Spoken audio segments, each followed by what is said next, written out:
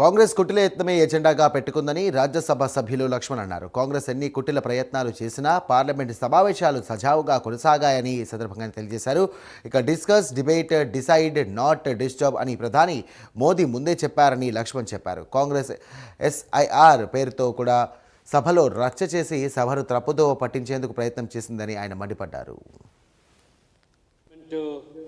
శీతాకాల సమావేశాలు ప్రజా ప్రయోజనాలకు అనుగుణంగా నిర్వహించడం జరిగింది. కాంగ్రెస్ పార్టీ విపక్షాలు తృణమూల్ కాంగ్రెస్తో సహా అడుగడుగున పార్లమెంటు సమావేశాలను అడ్డుకునే ప్రయత్నం చేశారు, రాద్ధాంతం చేశారు.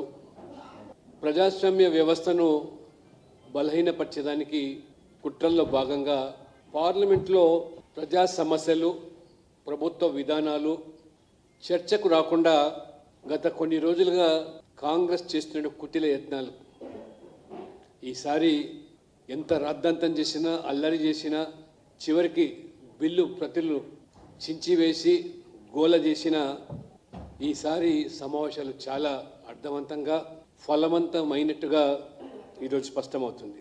ఇది మోదీ ప్రభుత్వం యొక్క పాలన దృఢత్వకు ఇది నిదర్శనం. ప్రభుత్వం మొదటి నుంచి కూడా చాలా స్పష్టంగా ప్రతిపక్షాలు లేవనెత్తేటువంటి ఏ అంశాలైనా చర్చకు సిద్ధమని చెప్పి మొదటి రోజునే ప్రధానమంత్రి గారు వారు స్పష్టం చేయడం జరిగింది. Discuss, debate, decide but not disruption అని చెప్పి ఏ సమస్య మీదైనా, ఏ అంశం మీదైనా చర్చకు సిద్ధంగా ఉన్నామని చెప్పినప్పటికీ కూడా అర్థం పర్థం లేనటువంటి అంశాలను తెర మీదకి తీసుకొచ్చి అడ్డుకునే ప్రయత్నం చేశారు.